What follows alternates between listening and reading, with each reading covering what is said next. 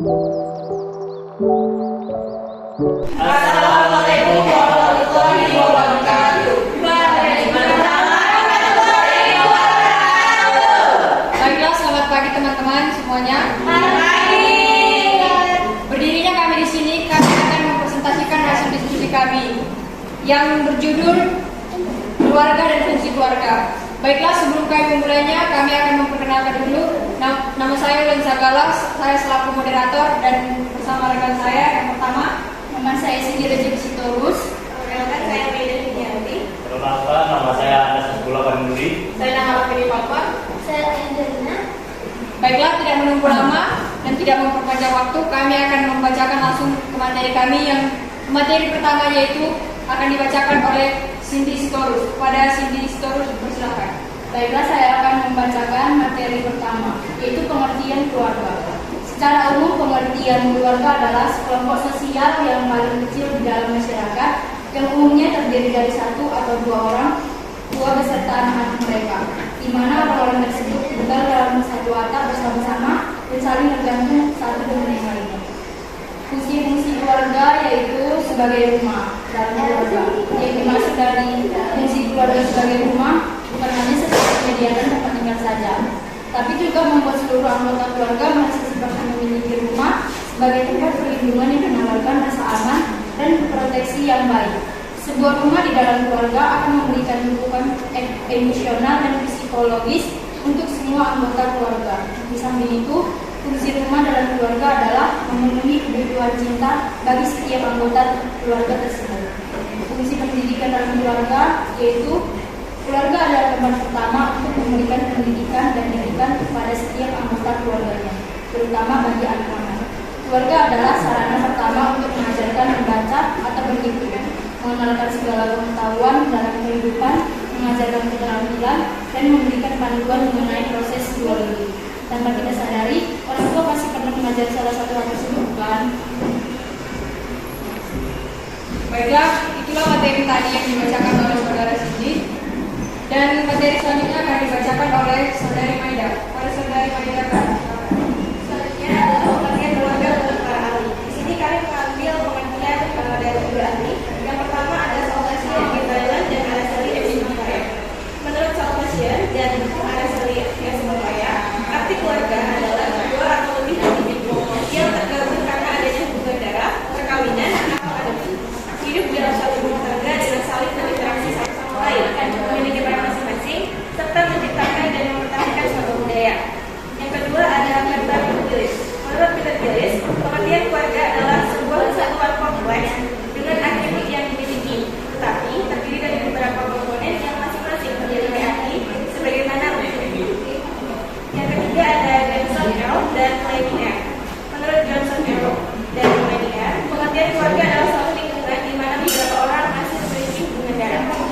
Dapat ditarik kesimpulan, keluarga di sini intinya adalah suatu lingkungan yang disatukan karena memiliki hubungan darah, perkawinan dan faktor lainnya, yang hidup dalam suatu naungan atau rumah serta di dalam menjalankannya memiliki peran dan fungsi masing-masing dalam keluarga tersebut.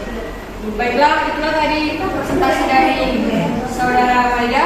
Selanjutnya akan dibacakan oleh Andes Karinduri Hasbullah. Baik, terima kasih.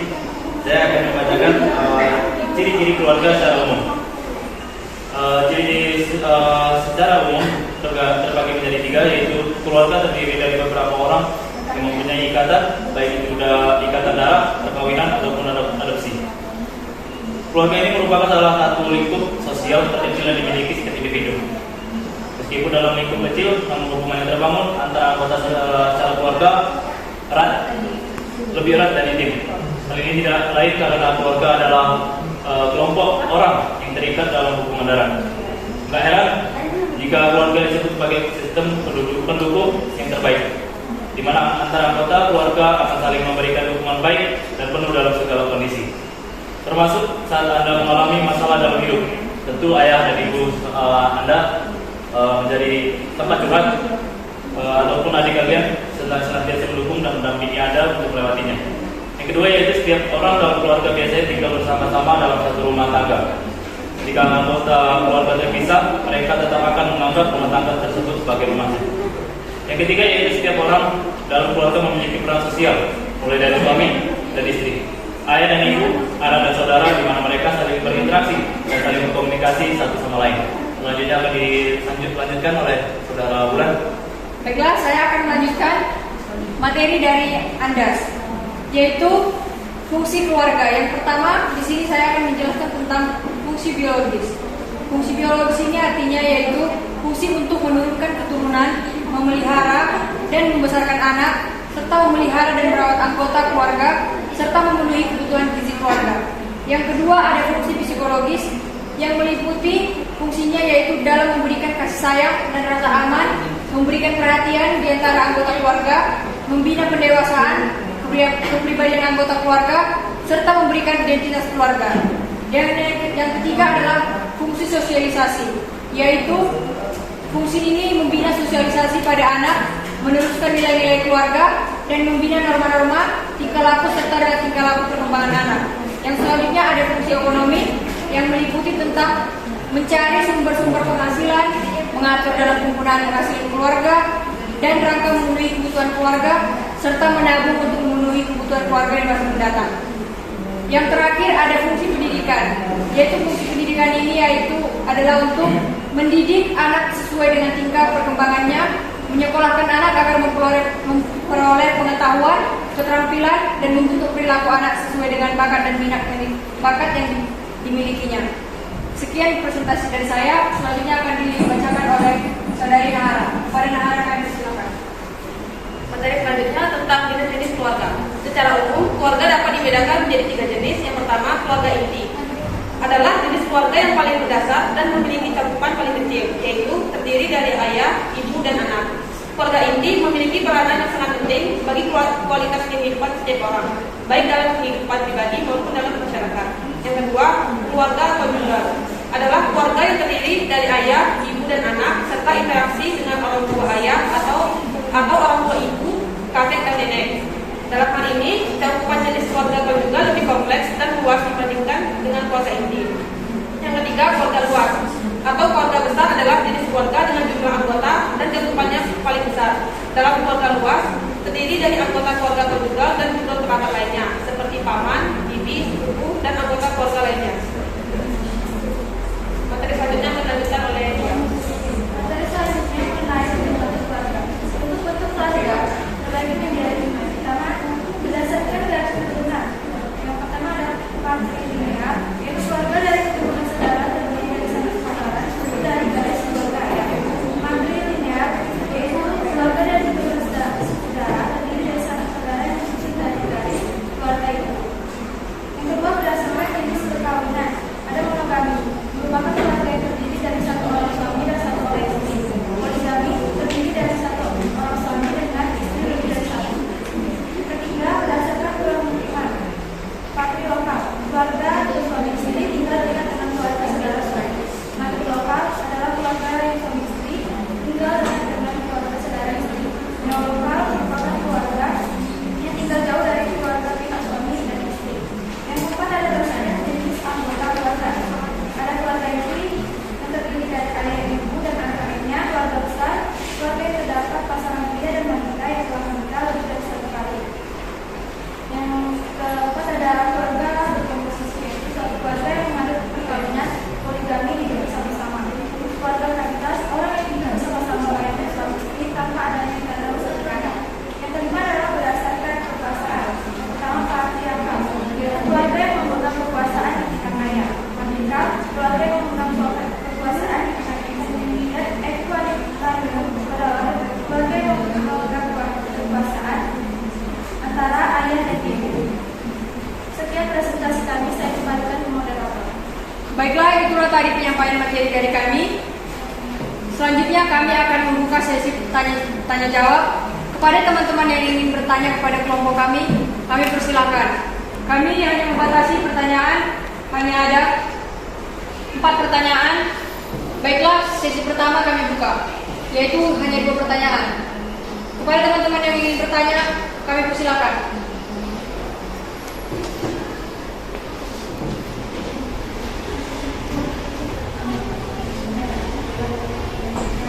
Baiklah, Kepada Melani kami persilahkan. Assalamualaikum warahmatullahi wabarakatuh. Perkenalkan, nama saya Melani Zulfikria dari kelompok 2. Saya ingin bertanya, mengapa keluarga berperan sangat penting dalam pendidikan mental karakter anak? Baiklah, boleh diulangi sekali lagi kepada saudara Melani.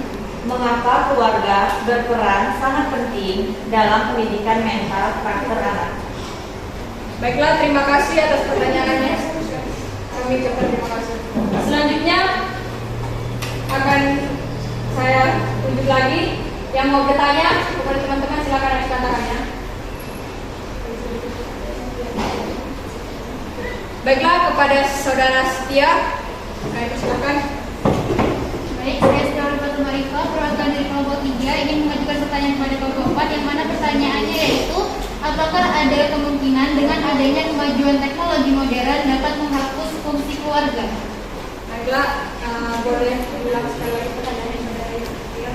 Apakah ada kemungkinan dengan adanya kemajuan teknologi modern dapat menghapus fungsi keluarga? Baiklah, terima kasih kepada saudara Setia yang sudah bertanya. Kemudian kami akan membuka sesi yang kedua, yaitu hanya 2 orang lagi. Kepada saudara yang ingin bertanya lagi, kami persilahkan. Kepada saudara yang ingin bertanya. Baiklah, kepada saudara Bima kami persilahkan.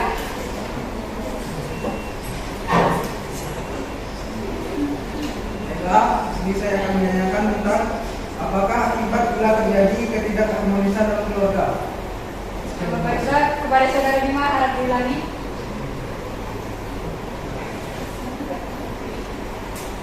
Apa akibat bila terjadi ketidakharmonisan dalam keluarga?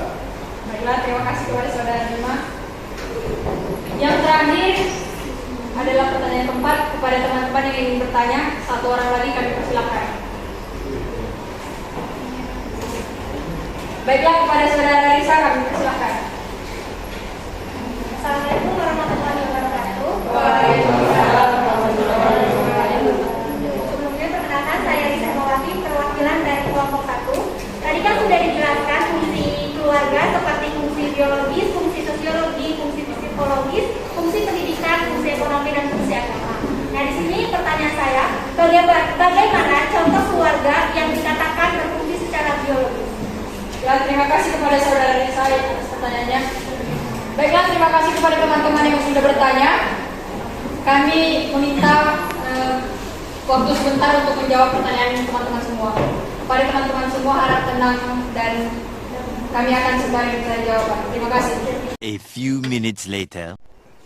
Baiklah, kami akan menjawab pertanyaan dari saudara yang sudah bertanya. Yang pertama, kami akan menjawab pertanyaan dari Melani, yaitu yang akan dijawab oleh saudari Cindy. Kepada saudari Cindy kami persilakan. Baiklah, saya akan menjawab pertanyaan dari saudari Melani. Pertanyaannya adalah, mengapa keluarga berperan sangat penting dalam pendidikan mental karakter anak? Pendidikan informal dalam keluarga mempunyai peran penting dalam proses pembentukan karakter seseorang. Hal itu disebabkan keluarga merupakan lingkungan